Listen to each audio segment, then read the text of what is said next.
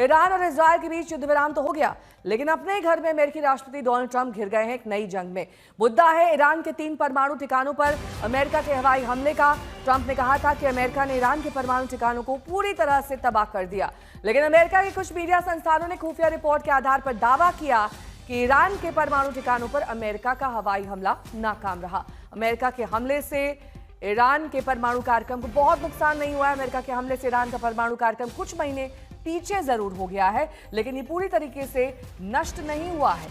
America के हवाई हमले पर आई इस रिपोर्ट से ट्रंप बुरी तरह से भड़क गए। ट्रंप ने रिपोर्ट को खारिज कर दिया। उन्होंने कहा कि अमेरिका का हमला पूरी तरह कामयाब रहा और ईरान का परमाणु ठिकाना ध्वस्त हो गया है।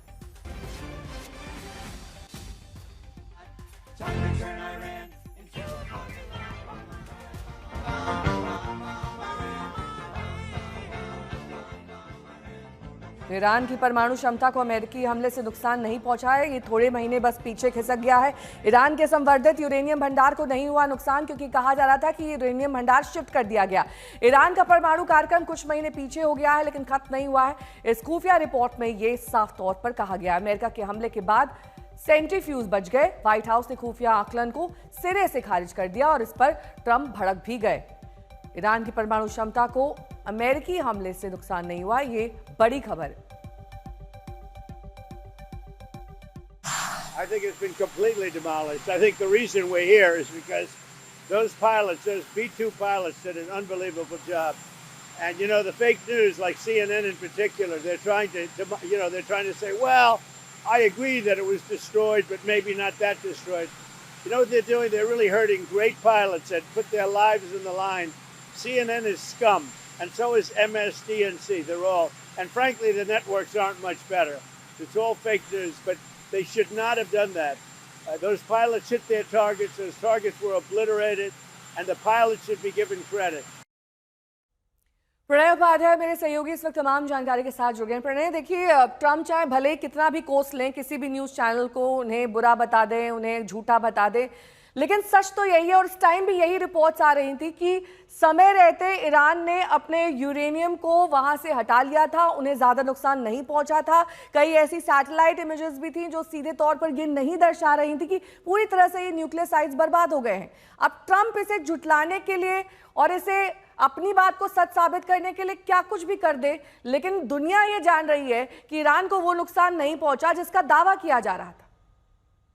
देखिए नेहा, सैन्य कमांडर हैं, सुप्रीम कमांडर हैं अमेरिका की सेना के, और ऐसे में सेना के किसी ऑपरेशन के ऊपर यदि संदेह के सवाल उठते हैं तो डोनाल्ड ट्रंप का भड़कना स्वाभाविक है, लाजमी है। लेकिन ये बात जरूरी है कि देखना कि जो कथित रिपोर्ट्स आ रही हैं वो भी ये दावा कर रही हैं कि केवल कुछ महीने पीछे हुआ है। नुकसान जरूर हुआ है, नुकसान से इनकार नहीं किया जा रहा है, लेकिन कितना नुकसान हुआ है इस मामले में अमेरिका की इंटेलिजेंस रिपोर्ट कुछ भी कहे, लेकिन असली चीज जो है वो आईएईए होगा, अंतर्राष्ट्रीय परमाणु ऊर्जा एजेंसी। और अंतर्राष्ट्रीय परमाणु ऊर्जा एजेंसी के जो चीफ हैं राफेल ग्रॉसी, उनका ये बयान महत्वपूर्ण हो जाता है कि ग्राउंड इंस्पेक्शन जब तक नहीं होता तब तक ये बता पाना मुश्किल है कि अमेरिका की इस कार्रवाई के बाद में ईरान के परमाणु कार्यक्रम को कितना नुकसान हुआ है। साथ ही उन्होंने अमेरिकी नेटवर्क को ही एक इंटरव्यू के अंदर इस चीज को स्वीकार किया, राफेल ग्रॉसी ने, कि ईरान ने उन्हें ये सूचित किया था कि वो सुरक्षा की दृष्टि से अपने जो संवर्धित यूरेनियम है उसे सुरक्षित जगह पर ट्रांसफर कर रहे हैं। तो वो कितना ट्रांसफर किया गया, साथ ही जो संवर्धित यूरेनियम है वो है नहीं है, कितना गया, खराब हुआ है, कितना डिस्ट्रॉय हुआ है, ये नहीं कहा जा सकता।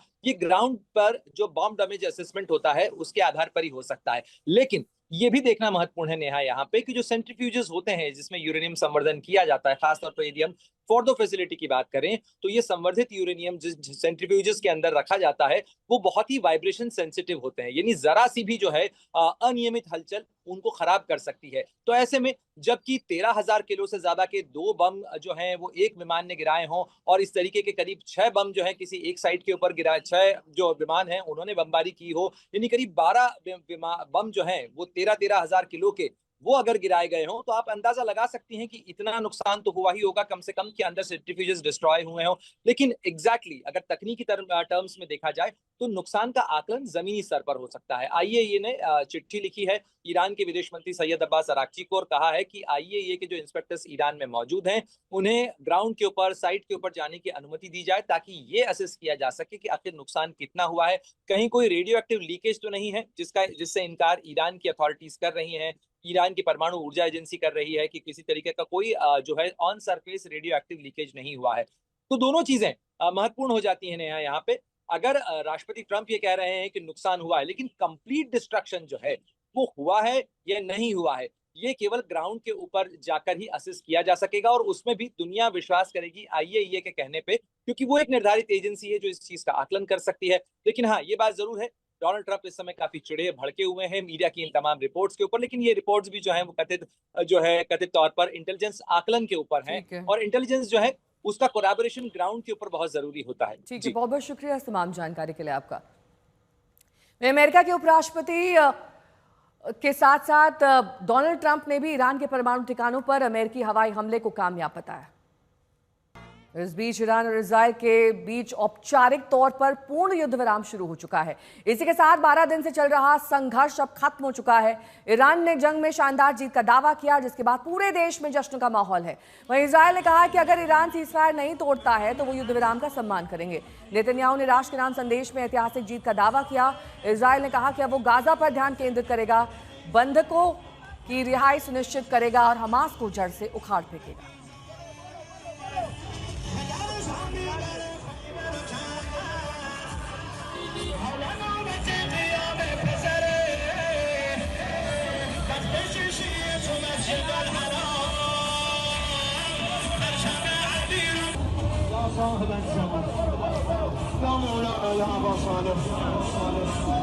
همه دنیا رو ظلم گرفته وقت نشستید آقا جان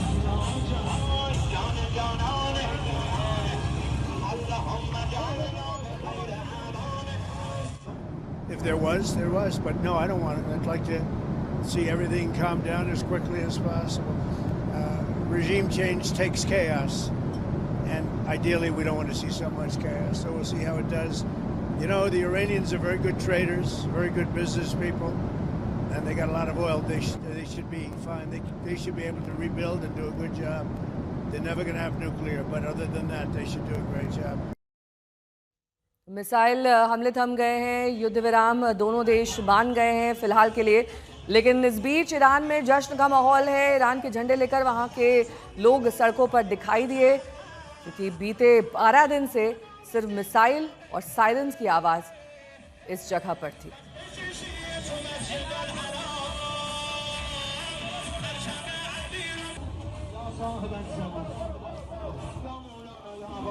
तो ईरान और इजराइल के बीच जंग तो थम गई, लेकिन जुबानी शोले जारी हैं। ओवैसी ने इजराइल के पीएम बेंजामिन नेतन्याहू पर करीब 55,000 फिलिस्तीनियों के कत्लेआम का आरोप लगाते हुए क्रूर शासक उन्हें करार दिया।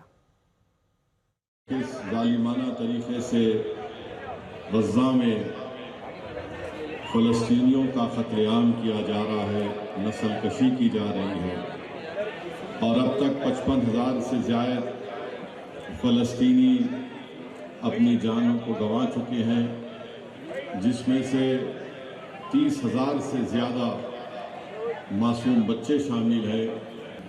और हम इसका ज़िम्मेदार इजराइल के वज़ीर आज़म को, वो शैतान जिसका नाम बेंजामिन नेतन्याहू है, हम उसको इसका ज़िम्मेदार मानते हैं।